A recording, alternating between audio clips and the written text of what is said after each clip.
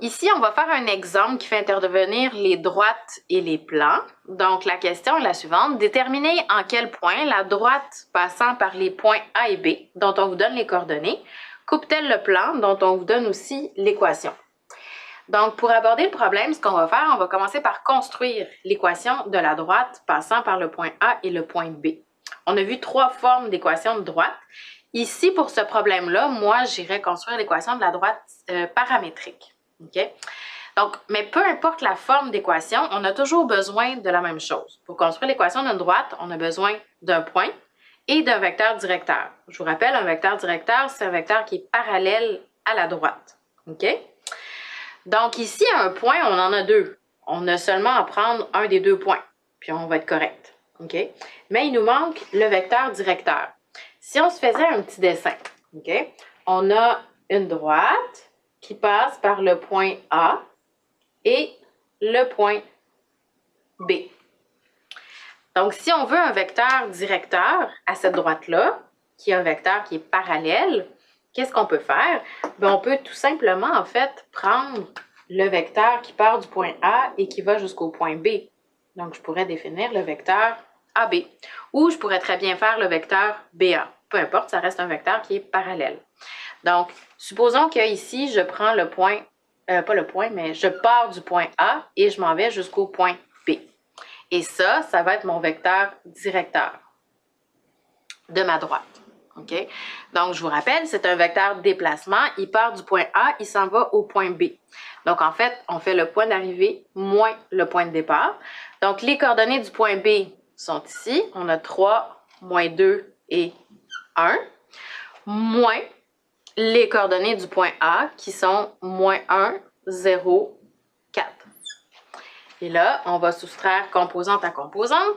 Donc ici, on fait 3 moins 1, fait que 3 plus 1, ça fait 4. Ensuite, moins 2, moins 0, ça fait moins 2. Et 1, moins 4, ça fait moins 3. Donc ici, on a un vecteur directeur à la droite passant par les points AB. Okay? Et ce que j'avais dit aussi, ça nous prend un vecteur, mais ça nous prend aussi un point. Ben, on peut prendre n'importe lequel des deux. Supposons qu'on choisit le point A comme étant le point P0 de la droite. Fait que ça ici, on va dire que P0 est égal à A, dont les coordonnées sont moins 1, 0, 4. OK? Donc, dans l'équation paramétrique de la droite, il va falloir remplacer aux bons endroits ce qu'on a trouvé. Donc, ça ici, le moins 1, en fait, c'est votre x0 dans l'équation paramétrique de la droite. Ça, c'est notre y0. Puis ça ici, c'est notre z0.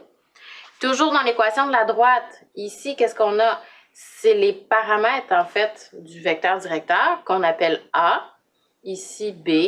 Et là, c'est C qu'on a calculé. Donc, si, pour construire notre équation de droite, je vais la remettre ici. Donc, j'ai x qui est égal à x0 plus a fois t, y qui est égal à y0 plus b fois t. Comme on l'a vu apparaître tout à l'heure dans le petit encadré, z est égal à z0 plus c fois t. Donc, je vais remplacer. Ça, c'est le point dont on connaît les coordonnées. Et le ABC, c'est les composantes du vecteur directeur. Donc, il ne nous reste plus qu'à remplacer. Donc, ici, on va avoir x qui est égal à x0. Donc, notre x0, c'est moins 1. Le A, il vaut 4. Donc, plus 4 fois t. Ensuite, la deuxième équation, y est égal à y0. Notre y0 vaut 0. Je n'écrirai pas le 0.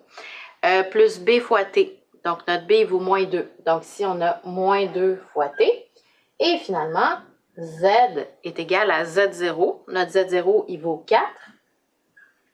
Plus c fois t. Notre c vaut moins 3, donc moins 3t. Donc, ici, ça nous donne l'équation de la droite passant par les points AB. Mais là, c'est pas tout. La question, en fait, c'est de savoir à quel point, c'est quoi le point d'intersection entre cette droite-là et le plan dont on vous donne l'équation.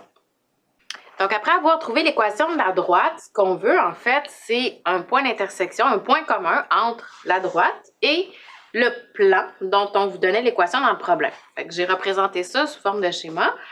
Fait qu'ici, on a le plan, on a la droite qui va couper le plan en un point. Puis c'est justement ce point commun-là qu'on veut déterminer. Mais il faut bien comprendre que, ben justement, ce point-là, il appartient autant à l'équation du plan que l'équation de la droite. Donc, il doit satisfaire toutes ces équations-là. OK? Donc, dans le fond, ce qu'on va faire, c'est qu'on va prendre les équations paramétriques de la droite, le x, le y, le z, puis on va les substituer dans l'équation du plan, puisque ça doit être un x, y, z commun. Puis ce que ça va avoir pour effet, c'est que ça va en fait ramener l'équation à une seule variable en fonction de t. Puis là, on va être capable de résoudre. Fait que c'est ce qu'on va faire ici. Fait que je vais réécrire l'équation du plan. Fait que ici, j'ai 3x plus 2y moins z est égal à 15. Et comme j'ai dit, ben, je vais substituer les équations x, y, z dans l'équation du plan. Fait qu'ici, j'ai un 3 fois le x, qu'est-ce qu'il vaut? Ben, il vaut moins 1 plus 4t. Donc, je vais le remplacer. OK? Ensuite, j'ai plus 2 fois le y, qu'est-ce qu'il vaut? Il vaut moins 2t. Comme ça. Puis ensuite, j'ai moins z. Mais le z, qu'est-ce qu'il vaut? Il vaut 4 moins 3t.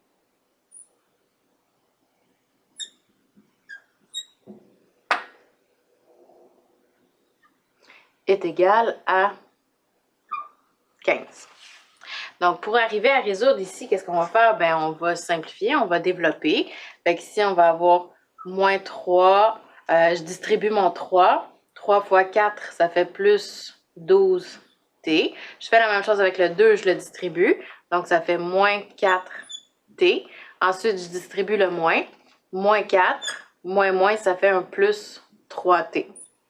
Est égal à 15. Donc là, si on additionne ici les constantes, j'ai moins 3, moins 4, ça fait moins 7.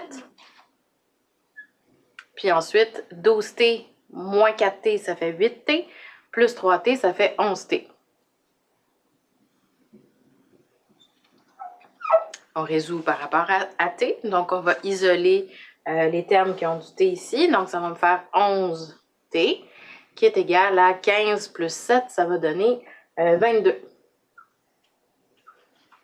Là, on va diviser par 11 et ça va donner ici t est égal à 2.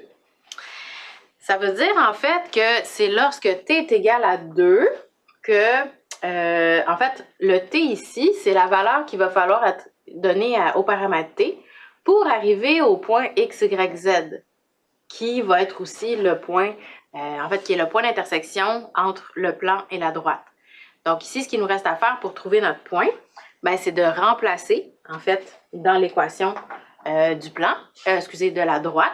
Donc ici, je vais avoir x qui est égal à quoi? Donc quand t est égal à 2, j'ai moins 1 plus 4 fois 2.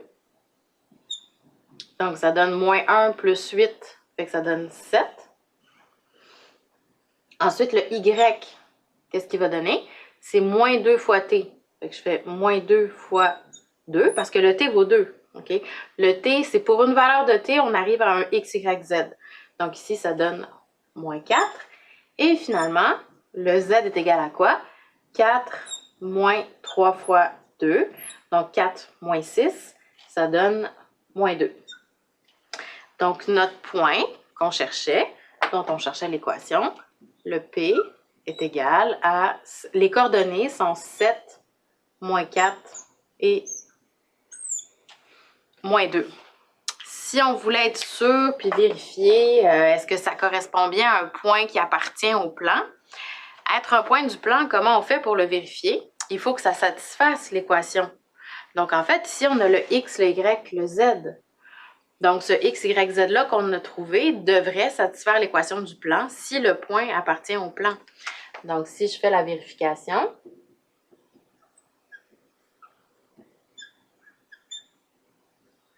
on reprend l'équation du plan. Fait que j'ai 3x plus 2y moins z est égal à 15. Et si je remplace justement le x par 7, 3 fois 7, plus 2 fois moins 4,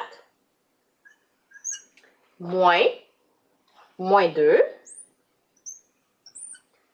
Ben là, je dois me poser la question, est-ce que c'est vrai que c'est égal à 15? Pour être sûr que ça satisfait l'équation du plan, on va le calculer. Fait que 3 fois 7, ça fait 21. 2 fois moins 4, moins 8. Puis moins 2, ça fait plus 2. Donc ça, est-ce que c'est égal à 15? Si on le calcule, on a 21 moins 8 plus 2, ben ça donne bien 15. Fait que 15 est bien égal à 15.